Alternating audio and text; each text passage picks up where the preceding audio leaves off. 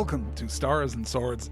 I'm Alastair Stephens. This week, in the first part of our short unit on metatextuality in comics, we're looking at the first trade paperback volume of the Ultimate Spider-Man series from the early 2000s, written by Brian Michael Bendis, with art by Mark Bagley. This includes, unusually, the first 7 issues of the series, cover dated October of the year 2000 to May of 2001, and since the first issue was double length, that means we're covering almost 200 pages of comics, though for reasons we'll discuss later, it remains a quick read. This is also, if you are listening to the podcast version of Stars and Swords, the first time that I am recording live, and this is also the first time that there's a visual component, because why not make things extra complicated? You don't need the video, you don't even want the video probably, but because this is an unusually visual unit, you might want to refer to the PDF linked in the show notes, which includes all the slides that I am going to discuss over the course of the next 40 minutes or so. If you'd like to join me live for next week's show, head on over to patreon.com/nextword, where you will get access to the Patreon-only Discord server where this whole thing happens, at least next week. That may be changing in the very near future, but I will keep you all updated with future plans. We have got a lot of material to cover this week, so let's get into it. But before we get to Bendis and Bagley and the futuristic utopia of October 2000, we really have to look at the origins of Peter Parker, the Amazing Spider-Man, one of my favorite fictional characters of all time, and I will put up the first slide here. This is the cover of Amazing Fantasy 15, dated August of 1962. This is Jack Kirby art based on a sketch originally done by Steve Ditko, the main artist of Spider-Man at that time. We can't go too deep into the history of Marvel as a company, but we really do have to situate Spider-Man in his historical context. The Marvel Universe, as we know it today, begins in August of 1961 with the publication of Fantastic Four issue 1. Now, Marvel publishes 17 comics that month, including Gunsmoke Western number 67 and Love Romances number 96 and Strange Tales and Tales of Suspense and Tales to Astonish and Amazing Adult Fantasy, which isn't, thankfully, what it sounds like. Fantastic Four is the only superhero book in the line that month, and it's a huge hit. The cast, Reed and Sue and Johnny and Ben, are written more like real people than was common at the time. They felt modern, they felt complicated, they felt human. They argued and bickered, and they were flawed, and they were all the better for it. This will become the Marvel secret. This will become the Marvel fingerprint, the thing which differentiates Marvel comics from their distinguished competition. Marvel heroes are flawed, are riven with internal and external conflict. They make mistakes. They suffer the consequences of their actions. For no one is that more true than Peter Benjamin Parker. The second issue of Fantastic Four is released in September, the third in December of that same year. We'll note here that the actual release of the comics doesn't necessarily match the cover date, which is usually a month or two after the comics hit the streets, which is a frustrating and unnecessary convention inherited from the rest of the magazine industry at that point. In any case, the following March, that's March of 1962, the first issue of The Incredible Hulk is released, though it is cover dated May of 62. It is also a huge hit. Superheroes, particularly Marvel superheroes, are here to stay. And in June, the 15th issue of Amazing Fantasy, which has thankfully decided to lose the adult from the cover, debuts a new hero in an 11-page story. This is Peter Parker. This is a nerdy teenager bitten by a radioactive spider. He's bitten, in fact, on page 3, and by the bottom of the page, we see the first use of his powers. Here we go. I've got that slide up here. It's a positively humble-looking spider, particularly compared to the spider that we see in the pages of Ultimate Spider-Man. And you can see here, I think, both how clearly and iconically Steve Ditko, the artist, renders Peter Parker. He just has a very distinct look, and also how compressed this storytelling is. We'll get to that in just a moment. Those 11 pages, the story as a whole, sketch every single important detail of Peter's origin story, and they have basically never been improved. Marvel Comics head writer and editor Stan Lee develops the idea of the character and approaches Jack Kirby, the legendary comic artist, to flesh out the story and to draw the issue, planning on handing the pages over to artist Steve Ditko only for inking.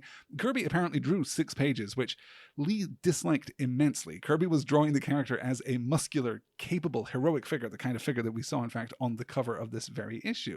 He was missing the point of the spindly, agile teenager that Lee envisioned. Lee then goes to Ditko directly, and Ditko develops the costume and the visual style of the character.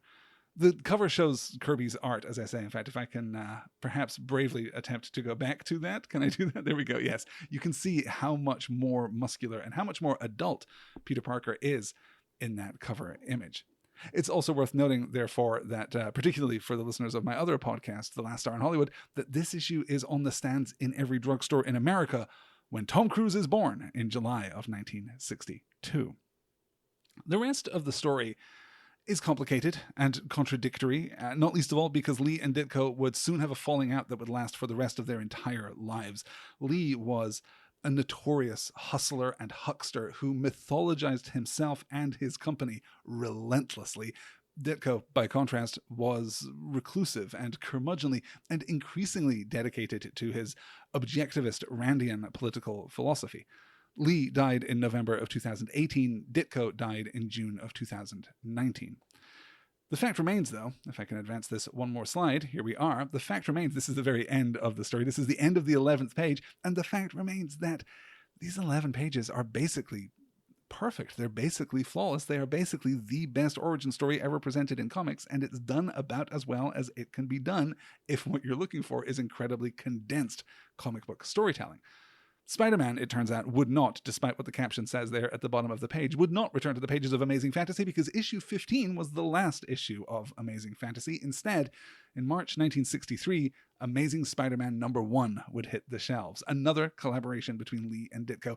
The first of 38 issues that they would create together in what is undoubtedly, I think, the most influential comics run of all time, because it's not just Spider-Man. It's not even just Spider-Man's corner of the Marvel Universe, but Spider-Man is folded back into this essential characterization is folded back into every corner of the Marvel Universe and ultimately crosses over into the DC Universe too.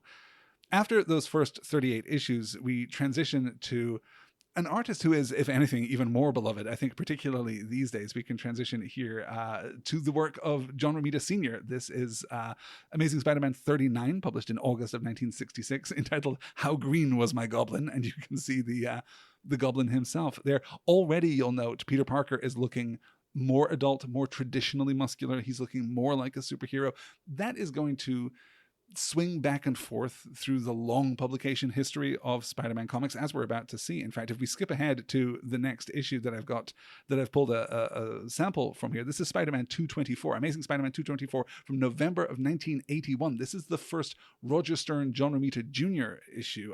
They had both worked on the comic previously, but this is the first issue together, and they would work together until the spring of 1984 and Secret Wars. And you can see here how stylistically ambitious this comic has become by the time that we get to 1981. I think the coloring here is gorgeous. You're seeing so much more of the visual canvas of the city, I suppose, supporting Spider-Man as a character. I think this is just really lovely to behold. I will admit that the Roger Stern era is perhaps the era of Spider-Man which I have read the least, or at least read the less deeply and the least comprehensively. So I'm hoping to return to that in due course, which is weird because I absolutely love Secret War and have read that many, many times over. Then we can move on to, the far end of the spectrum, I suppose. Amazing Spider-Man 298. This is from January of 1988. This is the first Todd McFarlane issue. This is also the issue which introduces Venom right there at the end. You can already see Spider-Man here in his Secret Wars black suit, which will fold into the Venom storyline as we move forward. This issue is called Chance Encounter, and you can see how much more expressive he is, how much more lithe he is, how much more agile he is. As I say, that goes back and forth, really depending on the artist who's taking on the task of drawing Spider-Man that particular month. Whether or not he is stronger or less strong, whether he is agile or less agile, it all depends on that characterization. By the mid-1990s, Spider-Man has been a huge success already, for 30 years, a huge success, and is so successful, in fact, that by the mid-1990s, Marvel is publishing 4 Spider-Man comics every month. Amazing Spider-Man, Spectacular Spider-Man, Web of Spider-Man, and the adjectiveless Just Spider-Man, It's Cleaner title. There are also bi-monthly titles like Spider-Man Unlimited, which are intended to fill in those awkward 5th weeks where the publication schedule doesn't really work out neatly, because Marvel wanted a brand new Spider-Man comic on the stands every single week. And if that sounds like a lot, it's because it is. The Clone Saga is probably the most notorious comic story of the mid-1990s. It runs for 77 issues, split between the 4 core titles, some of which are renamed, and a number of other titles, and a number of one-off special issues. This story, in which it's revealed that the Peter Parker that we've been reading about all these years is actually a clone of the real Peter Parker who returns. This story is incredibly complicated, and it's wildly inconsistent. It doesn't follow through on certain story beats that are well established. It is also padded. It is inflated beyond its natural capacity. Beginning in October of 1994, it was intended to last only a year, which is still a lot of comics, to be clear, but it was selling so well that Marvel Editorial decided that the story should be prolonged and encouraged the writers just to spin their wheels issue after issue, month after month. It would eventually run for more than 2 years, by which time the audience was absolutely exhausted. Some readers also dropped out of the series because of some controversial choices made for and by our Peter Parker, including a panel in Spectacular 226 written by Tom DeFalco, in which Peter hits his pregnant wife, Mary Jane. I won't be including that image in the slide packet for this episode. So, the 90s. Maximum Carnage and the Clone Saga and Identity Crisis, not the DC one, the Marvel one, and the Gathering of the Five. These huge, line-wide crossovers kind of define who Spider-Man is, who he has become. Just this complicated web of continuity. And to zoom out, this is a tough time to be in the comics game. In 1993, the entire collected American comics industry is worth about $1 billion. By the late 90s, that has shrunk by 75%. Marvel files for Chapter 11 bankruptcy, a thing which is almost impossible to imagine now in this era of Marvel ubiquity. Readers are growing older than they have ever been, and they want stories that reference that intricate continuity of the 70s and the 80s. Line-wide crossovers make it difficult for new readers to just pick up a book and get a story. It's sometimes impossible to pick up a book and know which book you are supposed to read next. Bill Jemas and Marvel editor-in-chief Joe Quesada come up in 1998, 1999, really the beginning of 1999, with the idea of a brand new parallel line of comics, washing away 40 years of continuity and stories and beginning again at the beginning. They would not engage in the kind of retcon that we had seen from comics companies before. DC famously rebuilds its entire line in 1984 with Crisis on Infinite Earths. That happens in the universe, within the fictional scope of the DC multiverse at that point. Marvel doesn't want to do that. They don't want to clear away the real 616 universe Spider-Man. They just want to have another line that is accessible, that will appeal to younger readers, that will be ready for expansion and growth again. The regular series would continue, presumably to ever smaller but still dedicated audiences, but the new books would revitalize the line. Quesada hires Brian Michael Bendis, a writer and an artist who's making a name for himself at Image Comics throughout the late 90s. Inspired by serialized TV, this is of course the era of Buffy and The West Wing and The Sopranos, Bendis decides that there will be no thought bubbles, no long expositions, no hyperbolic Stan Lee narration. Bill Jemas argues that each issue should be a single story, self-contained, and therefore more accessible to the readership.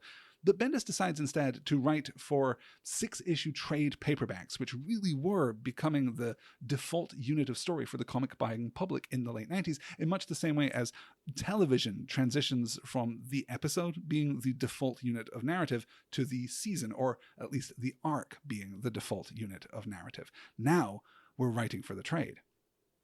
Artist Mark Bagley, who had worked on Spider-Man titles throughout the 1990s, was hired to work with Bendis. Together, they would write and draw 111 issues, making them the longest-running collaborative team in Marvel history and one of the longest-running teams in all of comics. All of this, then, takes us to October of 2000 with the first issue of Ultimate Spider-Man and this extremely dated cover drawn by editor-in-chief Joe Quesada.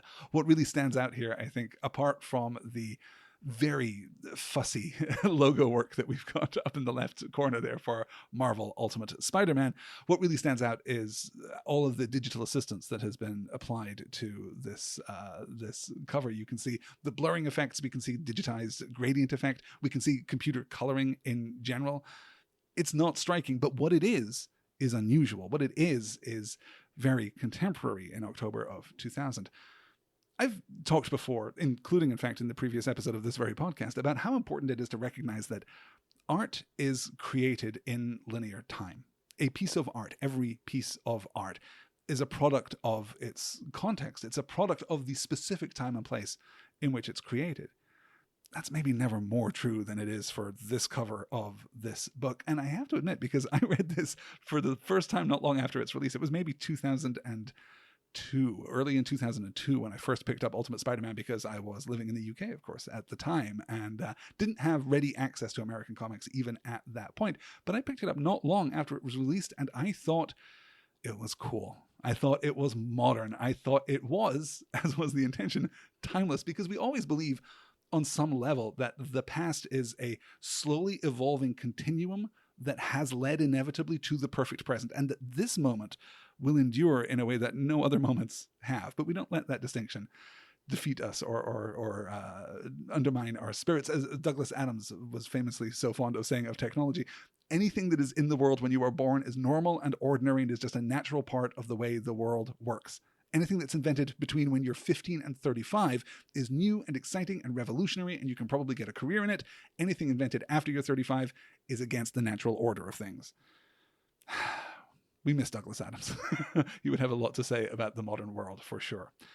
So if the inescapable intention of the artist is to be timeless, and if that intention will always be foiled because art is created in phenomenological time, and because it is anchored in the moment of its creation, then we have to, in a sense, consider these historical documents according to the standards of their time. And boy howdy does this book drip with early 2000s fashion and design and technology and politics, of course. New York City in 1962 is believably dangerous and shadowed and run down and full of crime. New York City in 2000 is post Rudy Giuliani's broken windows strategy. It has been, at least superficially, cleansed and sanitized and is no longer, in the popular imagination, the same kind of urban jungle. Of course, New York will be transformed again a year after the first issue of Ultimate is released. We'll maybe talk about that a little as we move into next week's reading. Of all the details anchoring us in this specific time and place, though, of all the flannel and the crop tops and the very dated pop culture references, including a weird specific reference to Chow Yun-fat in this week's reading, nothing stands out as much as Peter Parker's haircut. We'll get to that in due course. So as I mentioned, through the 90s, we see this transition in comics from the single issue to the trade paperback as the default mode of storytelling, as the default unit of narrative. This is the collected volume that combines 6 issues, usually 6 issues of the monthly title. This transition, with more people buying the collected edition and fewer buying the month-to-month issues, gives writers much more space to explore their story. You don't have to get it done in 22 pages or an 11-page short in Amazing Fantasy 15. You now have, in the case of this first volume of Ultimate, almost 200 pages to, in effect, accomplish the same narrative goal. This, coupled with the growing influence of manga in the US, leads to the phenomenon of decompression, a style of storytelling in which the stories spread out and take more time and more page space. In order to understand why this is important, and certainly to understand why it's interesting, we have to consider the unique way that comic books tell stories, because sequential art is distinct from any other kind of medium because it presents to us fixed moments of time, tiny slivers of time. Comic panels cannot actually move, and the story itself doesn't happen in the panels, it happens between them. It happens in what's called the gutter. I'm going to call up here not a Spider-Man comic, but in fact the first page of the very, very good All-Star Superman by Grant Morrison.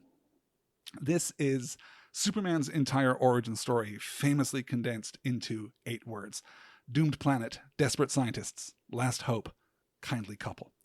This is compressed storytelling. Everything that matters happens in the spaces between the panels. We are presented with these 4 glimpses, with these 4 captions, these infinitesimally divided moments of time, these thin little slivers of our narrative temporality. But what happens, what's important, occurs between the panels, in the white space, in the gutter. It is up to you, the reader, to connect the story, and you lean in, you infer what is happening between the panels on the page. Now, the riff on Superman's origin story here by Morrison is beautifully done, and though it might be argued that it works only this well because we already know the story of Kal-El coming to Earth, I think that the content of this page alone does give you a sense of the kind of character and the kind of story that we're dealing with. Now, there's a common argument, or at least there was a common argument back in the 2000s, that decompressed comics which take more space and time to tell their story, are cheaper and easier and take less work. What used to be a panel of exposition is now a 3-page conversation in which the characters just sit on a couch and there's no action, there's no motion. How easy for the writer, how easy for the artist, how profitable for the company. Now, this, I want to be absolutely clear, is nonsense. It is an indefensible position. Being zoomed in on the action, being closer to the characters, requires more nuance in writing and in the art. It requires more care. It requires more thought, and it requires more time. Some stories are going to benefit from compression. This glossed history of Superman is one such example. Some from decompression, because decompression allows you to get closer to the characters, to spend more time on the details, on the subtlety, on relationships, and on emotionality, getting inside of these characters' lives and really seeing how they feel about the world around them. Some stories need that, some stories don't. Compression is a technique that comics writers can use in exactly the same way as they use any other tool in their creative toolbox. Except, there is actually a consequence to the reader. It does actually matter whether you are writing a compressed comic or a decompressed comic, because the gutter, and I'm referencing Scott McCloud here and his genuinely excellent and timeless book, Understanding Comics, which you should absolutely read for a better sense than I could ever give you of how comics do the magical thing that they do. The gutter is where possibility lives.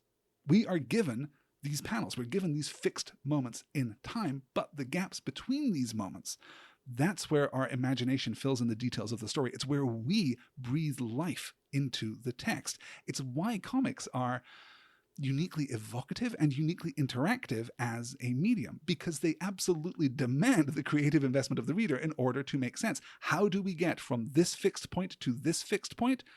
Well, we get there however you want. Imagine it for yourself. Fill in the motion and the mood of the moment. You get to decide how Spider-Man moves, or what he sounds like, or exactly where in the chronology this speech bubble occurs. We can fill all of that in ourselves, and the gutter is the space where we do that. But decompression, by literally reducing the possibility space encompassed by the gutter, by giving us more of those thin slivers of time, gives the reader less opportunity to imagine what lives in the gaps. So for now, let's leave the 8-word Spider-Man origin as an exercise for the reader. And if you have a thought on that, please do get in touch and let me know. And look at what decompression does to the pace of a comic. Consider the Morrison page, 4 panels, 4 captions, 8 words, the whole of Superman's backstory. Then let's take a look at a page from Ultimate Spider-Man Volume 1, in which a taco is thrown through the air and hits Peter Parker. Now, this isn't bad. This isn't bad storytelling. It's 4 panels, though, just like the opening page of All-Star Superman. And obviously, there's much less space here for the reader to creatively invest in the story. We are just shown much more of these still slices of time, because that's what sequential art does. The gutter here encompasses a much less impressive, a much less varied possibility space. You can't imagine that much happening between these panels because you're shown everything that is happening. This is the first real consequence of decompression. We are left looking at the panel and parsing what is happening, what is being shown to us, rather than imaginatively filling in the spaces between. And again, that's okay. It's neither better nor worse, just a different approach, which is going to suit different stories. But certainly, we can feel the presence of the writer here in these 4 panels of the taco incident more clearly, more powerfully than we could in the All-Star Superman page. And that's not because Morrison is a better writer than Bendis, though they probably are, but because decompression takes power from the reader and withholds it in the hands of the author. And I'm tempted to, of course, because I'm me, to think of what Professor Tolkien would have thought of this had he been reading, Spider-Man comics in the late 2000s. The comparison that he makes when he's talking about allegory is, of course, the one resides in the freedom of the reader, the other in the purposed domination of the author. And decompress comics, by removing some of that possibility space from the reader interaction with the gutter, from our speculative capability as we're reading the comic itself. By removing that, or by diminishing that, I should say, we get more of the author. The author tells us everything that is important. So this is what we get from Bendis. We get the decompressed version of Peter Parker's life with a very strong authorial voice. We can study that too in the contrast with the original Lee and Ditko stories through the presence of the narrator, the way the narrative voice exists halfway between the comic and the reader. It's not exactly a part of Peter's world, but it's not quite a part of ours either, even as it acknowledges its own existence within the pages of the comic.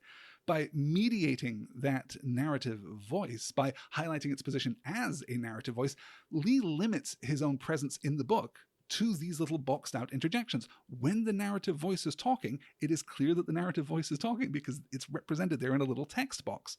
Bendis doesn't use that narrative voice, but his presence as an author, partly because of the removal of that delineated and delimited narrative potential, and partly because of the consequence of decompression, is that he is felt in every single panel, and more importantly, in the transition between the panels.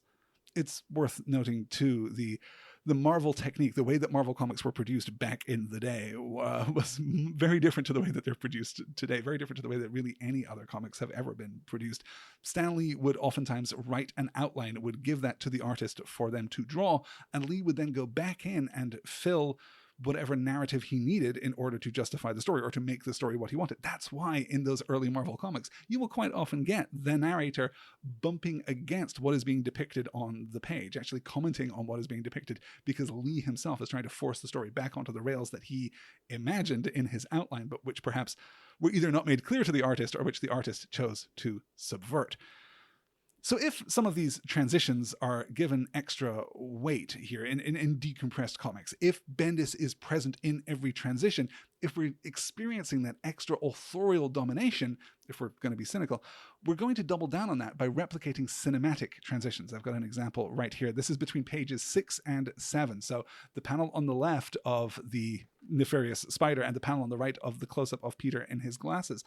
This is the bottom of page 6 and the top of page 7, and it is what we would refer to in movie editing as a match cut, right? That is, we're replicating shapes in order to draw a parallel or a connection between two subjects in different spaces. It's effective. It's the kind of thing you can do when you have dozens more panels per issue to cover the same amount of story. We'll note, too, that this 00 iconography will later be replicated on Peter's basketball jersey. This shift to the replication of cinematic language rather than the replication of literary language, of novels or of short stories, transforms not only the pace at which the stories are told, but the way that these stories communicate themselves. Cinematic transitions push back against the inclusion of narrative inserts, of thought bubbles, of additional captions. It's harder to add in that Lee boxed out narrative voice if your transitions are more like TV or more like movies. So we're kind of doubling down on this idea that we're pivoting away from sequential art being like an illustrated short story, which is certainly what you can see from the original 1962 Amazing Spider-Man issues, 1963 Amazing Spider-Man issues, I should say, and what we're seeing here from Brian Michael Bendis, which is, because it's decompressed, because we're dialing back the narrative voice, much more cinematic, and is itself replicating the style of those cinematic cuts. The other thing that we should talk about in order to properly situate Ultimate Spider-Man in its timeline is the then imminent release of Sam Raimi's Spider-Man. Raimi is hired as director in January of 2000, and the release date is initially set for the summer of 2001, though it would eventually be pushed back to May of 2002. By the time this first issue of Ultimate Spider-Man is released, the cast has already been confirmed. We're getting very close to beginning principal photography on that movie. That means, of course, that Bendis is not the only person interested in rebooting the Spider-Man continuity and showing off a brand new take on the origin story. And I mention this primarily to note how far we were then from the dominance of the Marvel brand in movie theaters, which is less than a decade away. Iron Man is 2008, so we are weirdly close to this revolution happening here. And to note how well Brian Michael Bendis understands his assignment. Because for all of its decompression, for all of its crowded and digitally augmented artwork, for all of Bendis's dialogue ticks, because he is deep in a Joss Whedon, Aaron Sorkin, David Mamet kind of dialogue mode here, for all of that, this really is a standalone recapitulation of Spider-Man's origin stories, with some key changes that reflect in almost equal parts simply modern storytelling sensibilities. This is how anyone would tell this story in 2000, in 2001.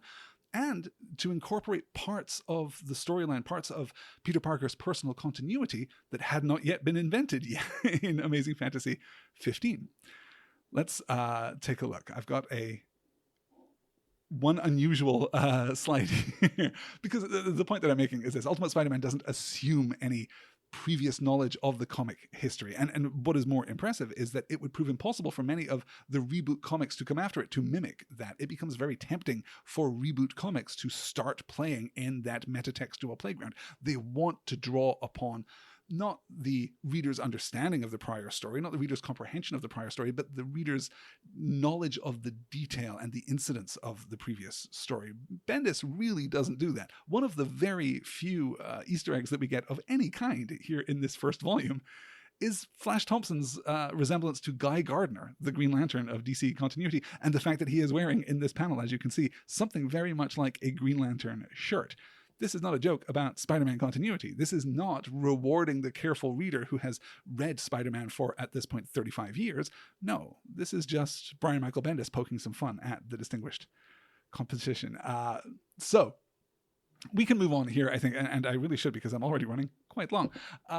We don't get a manifestation of Peter's powers until page 30, when, warned by his spider sense, he flips Kong in the hallway. He doesn't get his costume until issue 3. He doesn't get his webs until issue 6, I want to say. There are substantial changes to the pacing and the timeline. The other side of that, of course, is the incorporation of these later elements, these elements which are now an inextricable part of Spider-Man's universe, his core cast of characters primarily, but which weren't present back in the day.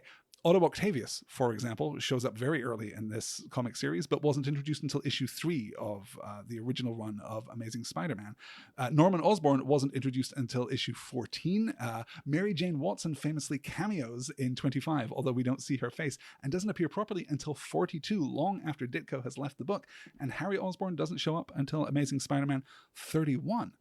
So we're understanding that these things became iconic of Spider-Man, iconic of Peter Parker's life and world, and we fold them back in. We behave as though they were always there, because in a sense they have embedded themselves so deeply that they were always there, particularly from the vantage point of 35 years in the future. The real benefit, though, of our understanding of this expanded cast, and primarily of our decompressed approach to telling this story, taking 200 pages to do what Lee and Ditko did in essentially 11 pages, the real benefit is the time that we can spend with our supporting cast, particularly the time that we can spend with Uncle Ben. We get to see so much more of him prior to his death than we've basically seen in any other version of Spider-Man's origin story up to this point. And I can't think of a version.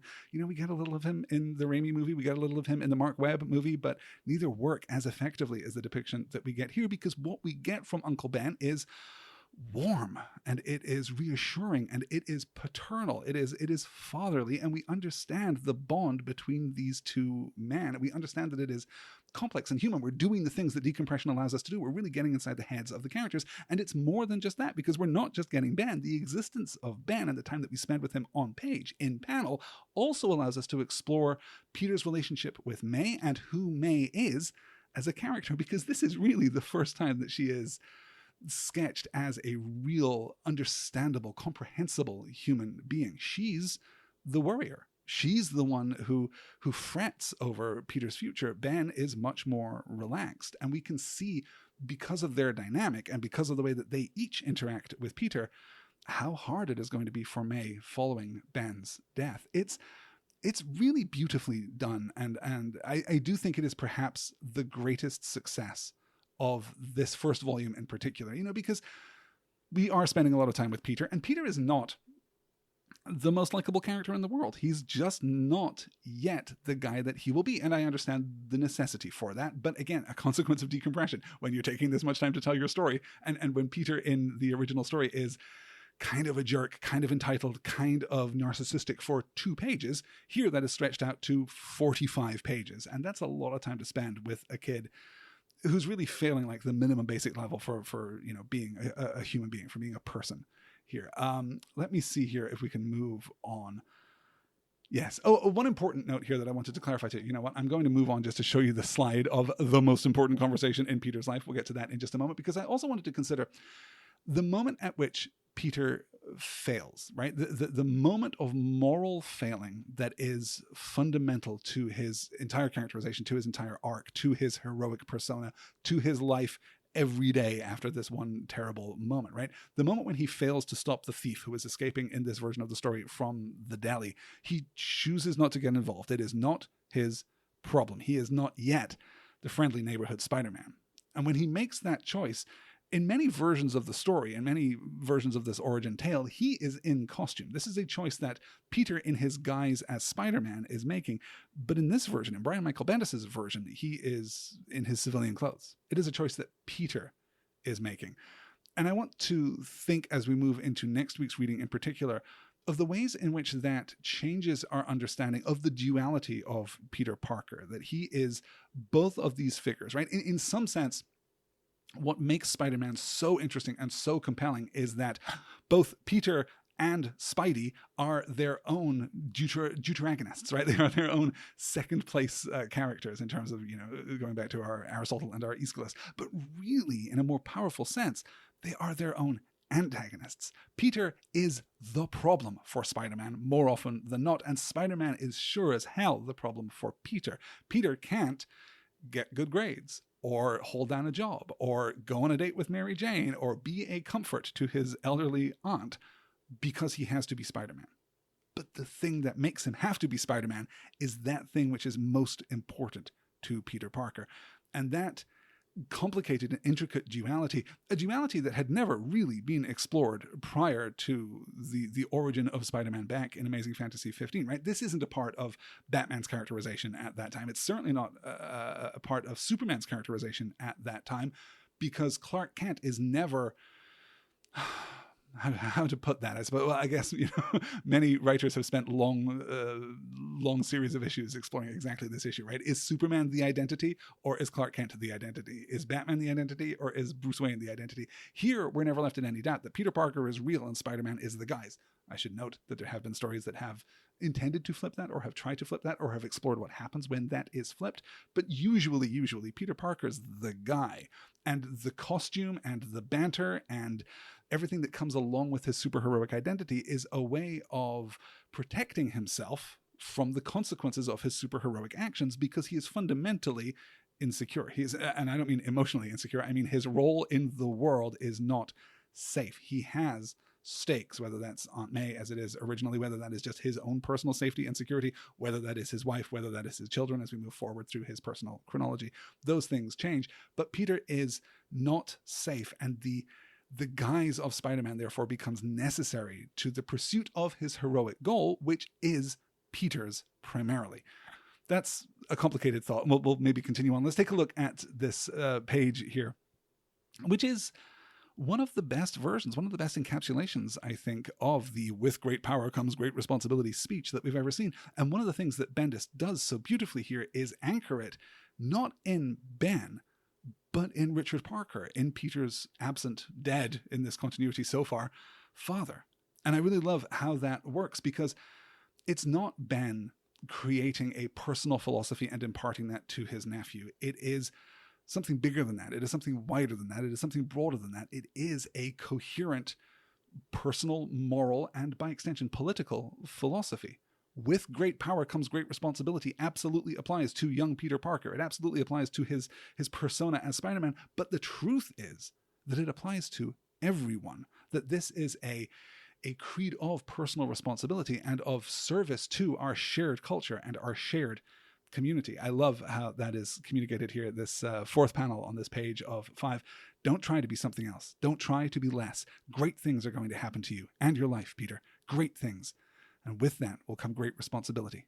Do you understand? And of course, the irony in this moment, because we as readers, even if you are only casually aware of the Spidered Man, you know that this is the thing that defines him, that this is his moral compass for the rest of his life. The irony here is that in this moment, Peter can't hear it. He is presented with the solution. And I would distinguish this version of this conversation from other versions where the moral lesson is delivered as Uncle Ben lies dying, right? So it has all of that extra weight. It has all of that extra significance, that temporal significance. It's happening in this moment of absolute crisis and therefore carries more weight for Peter. I would distinguish between those versions of the story and this version of the story where it is much more calm and considered, and therefore I think more true. You know, we are not who we believe in moments of crisis. We are who we believe at moments of rest. We are who we believe. We are what we believe in moments of peace, in a sense, right? Crises can bring out the best in us, but can also bring out the worst in us, and we ought not probably to be judged either way. I think what Ben is expressing here is something more commonplace, something more quotidian, something more constant in his understanding of the world. And then, of course, he will be killed. He will be killed by the thief that Peter let escape the deli, not even tripping him, not even, impeding him in the most casual way. And that moment of crisis, well, let's move on, in fact, because I have just a staggering piece of work. I will say, looking at it now, distinguishing myself from the Alastair of the year 2000 or the year 2002 or whenever it was that I first read this volume, I don't think that this book necessarily looks fantastic now, but what I will say is this. Bagley has always been a great actor as an artist. He's always understood, I think, how to communicate genuine emotion. And here, the 4-panel sequence here, as we're flashing back to the moment of, well, not quite the moment of Uncle Ben's death, right? Crucially, we're seeing May's response in this moment as she is recounting the story to the police officers who are questioning her. And we get this beautiful moment of grief and also gentleness, of tenderness. This idea that it's Ben's laughter, right? It is his essential self. It is his response to the ridiculousness of this robbery, as he says here. But Ben, he kind of chuckled and said, "You probably have more money than we do." And the chuckle kind of, I don't know, it really made him mad. It's so beautiful. It recognizes that consequences flow from fundamental characterization, that we are who we are. And I love just the technical aspect of not just the decompressed panel layout here, but really the way that we are living in May's grief and horror in this moment. I think it's absolutely magnificent work. And I do think that Bagley is to be commended. As I say, I don't always love the choices that are made. I particularly don't love the choices in the coloring that we get repeatedly, and some of the design work is not the greatest, and some of it was bad at the time, and some of it just has not dated very well. But some of it, like these 4 panels that I'm showing right here, absolutely have dated, I think, beautifully. I think this is as compelling now as it was in 2000, as it was in 1962. And this is kind of bringing us to the heart of it, right? I mentioned this philosophy. I mentioned Spider-Man and Peter Parker's roles as deuteragonists, but really as mutual antagonists. And as heroic philosophies go, it's kind of a strong one. Spider-Man is his own antagonist, or, is Peter's antagonist, and Peter is his. For one to win, for one person to succeed, the other has to lose. And that is an endless, infinite engine of conflict and friction. That will give you a comic series that will last, gosh, I don't even know, thousands of issues, definitely thousands of issues collected across the whole lines. I should do some math actually before we sit down for next week's recording. And our discussion of the second volume in this series, covering issues 8 to 13. This is the volume entitled Learning Curve. I know we've spent a lot of time in this week's episode talking about the history of Spider-Man, talking about the let me just cancel out of that slide if I can. There we go. I know we spend a lot of time talking about the context of Spider-Man and the history of Spider-Man and why he is important and why he works. I do want to spend more time next week really getting into the mechanics of Bendis's approach to storytelling, because having cleared out a lot of what we knew was necessary and a lot of what we didn't know was necessary but now seems foundational, the transformation of Norman Osborn into the Green Goblin, absolutely a part of the original storyline, not a part of it that Ditko necessarily liked, but nonetheless always a part of Norman Osborn's story. But now we have dispatched the Green Goblin, though perhaps not satisfactorily, and we would expect him to return, I think. But we've set up a status quo that we can advance now with a great deal of intention. And of course, how have I made it through 45 minutes of this podcast without even mentioning the genuinely brilliant J. Jonah Jameson? We will also look at how Spider-Man interacts with his own society and what we can learn from that as we discuss, as we increasingly on this podcast discuss culture and society, our roles within and without, what the role of the hero is in established societies, and how that can be undermined and supported by the apparatus of marketing, of propaganda, of perception, generally speaking. So we'll talk a lot about JJJ next week. We'll get into that and hopefully have a lot of fun talking more Spider-Man next week. Guys, thank you so much for listening. I hope that you've enjoyed this live version of Stars and Swords. I do think that we're probably going to pivot away from Discord coming in the weeks to come. I will have some news too about our schedule next week, because there are complicated things afoot and I have to spin 14 plates at once, but we'll talk a little about that next week. Only good things ahead, and we'll continue to delve into genre fiction and see what we can find therein. Thank you so much for listening. Thank you so much for your support. If you would like to join me next week, which will probably still be on the Discord, or in future weeks, which will probably be on private YouTube or something, we'll figure something out, then head on over to patreon.com/nextword. Pledge your support. Help me do this thing. Help me keep making these shows. Help me keep leading these discussions. And please do get in touch and let me know what you think of Bendis, of Bagley, of Ultimate Spider-Man, what you think of Spider-Man as a character. Am I right in my assertion that Peter Benjamin Parker is basically the best fictional character of the 20th century? I mean, I am right, but you can tell me why you agree with me or disagree with me. That would be good too. That would be fun, I guess. starsandswordspod@gmail.com, or you can use the handy dandy contact form over on starsandswords.com. That is going to do it. If you've enjoyed this show, please tell a friend and come on back next week for Volume 2 of Ultimate Spider-Man: Learning Curve. Thanks so much for listening, you guys. I'll talk to you all again soon. Good night.